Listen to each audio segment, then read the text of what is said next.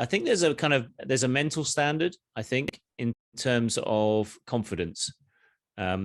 So I think one of the standards we want to bring people up to is a certain level of confidence where they want to explore movement, and they want to be, and they trust their body enough to start picking and opting to go heavier.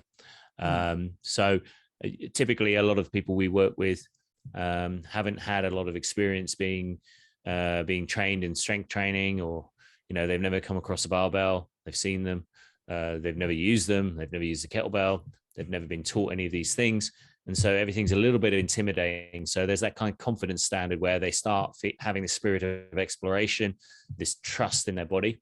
I think that's a good standard to try and get people to, and usually start seeing that over the course of the first month, where I don't know about you guys, but you say, okay, pick a kettlebell, pick a medium-sized kettlebell, pick this, pick that, and people start choosing heavier ones. They're like, oh, can I go for the 20 kilo? Can I go for the 24? Blah, blah, blah, blah, and that's always a great standard. I mean, as part of what I do with my business, every month we focus on a different movement, and I set standards based around that, what I think people can achieve, having seen what the population I train are able to do, and what we think we can train someone up to achieve in a month. So I give four levels 1, 2, 3, and then an advanced one. And the advanced one will start bordering on something which would be typically challenging. So for example, at the moment, I've got the kettlebell front squat with 2 kettlebells as the focus for the month. What that allows us to do is teach people how to control 2 kettlebells, to teach people how to clean a kettlebell, because often we've got clients who can swing a kettlebell, we've got clients who can deadlift, we can get clients who can press, but they have no idea how to get a kettlebell up into a rack position in order to press it overhead. So it gives us an opportunity to do some secondary assistance work. And then the standards for that, for example, like for level 1 is 2 12 kilos kettlebells for 10 reps, and that's for a woman, going up to 2 14s, 2 16s, and then advanced would be 2 20s. So I've got a couple of female clients who I think could be able to hit the 2 20s. And that's for 10 reps, all of it. 10 reps, yeah. And so it gives someone aspirational. It gives them a bit of an aspiration as well. So I probably will, by the end of the year, cycle back to that kind of standard. And those clients who've been with us that time will be able to see if they've made progress. And they'll certainly see progress over the course of the month. And then, I did it with swings where we were doing 200 swings in 10 minutes. And I'd have similar standards like 12, 16, 20, 24. Well, actually, I didn't go up to 24 for women. I think we went up to 20 kilos, and we had the option to do single arm swings or 2-handed swings. So within that, we're working on I think there are standards in terms of strength, and then there are standards in terms of movements. So we've got confidence, then we've got movement patterns as standards. So a hinge standard. So say kettlebell swing. A press standard, so they've got to be able to do something overhead. They've got to squat in some capacity. They've certainly got to be able to get up and down off the floor. That's a challenge for a lot of people. It's definitely a human standard, is be able to use your own body weight and get up and down. And within that, there are some other things, but really we need to have a standard around squats, deadlifts, and press, and then everything else on that is kind of gravy, really.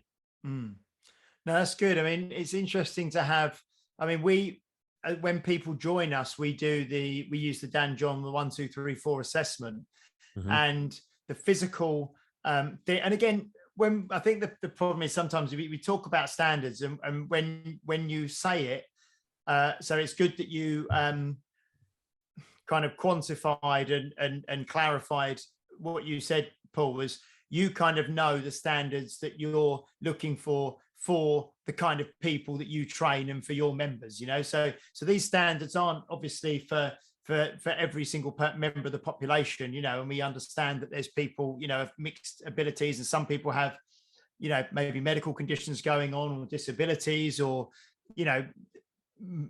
they can't move very, very well. So there's different things. But when we do the 1, 2, 3, 4, the first thing we do is a push-up position plank.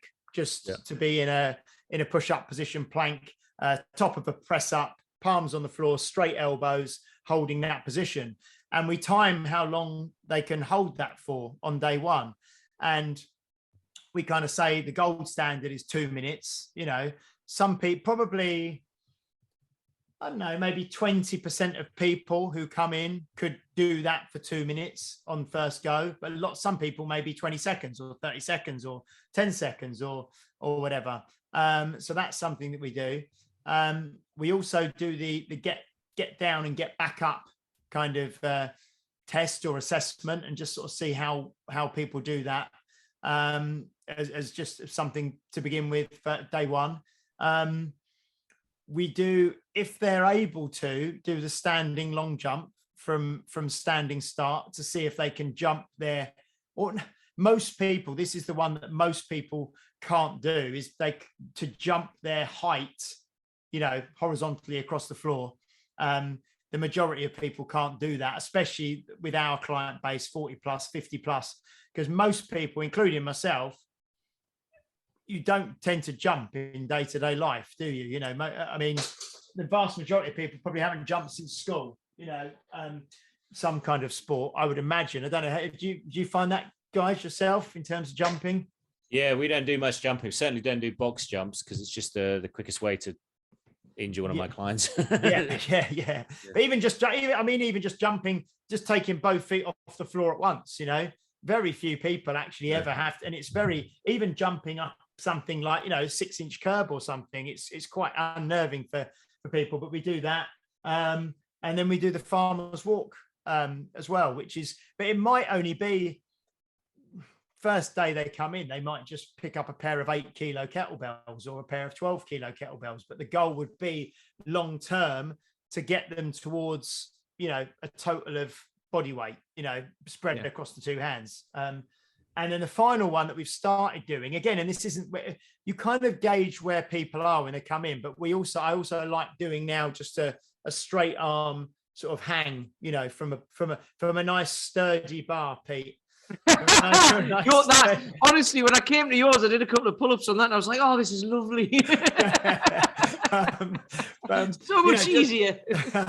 But just, you know, just a straight arm hang, and again, most people have never hung with their body weight since the playground, and since that's a massive one, because I've had people do that who've got bars at home, like above their doors and or outside or what have you. And and the thing, you go, I always ask them, how long do you think you'll be able to hold it for? And they always think it's like a minute or so or longer. And it's like 10 seconds, and and then their grip's going. It's because the hands get so sore. For most people, they're not. But this is people who want to do a pull-up or a few pull-ups. And I'm like, if you want to do 5 pull-ups, that's going to take it's going to take 10 seconds or 15 seconds. So if you can't hang on the bar that long, then hanging on the bar while pulling yourself up is going to be way harder.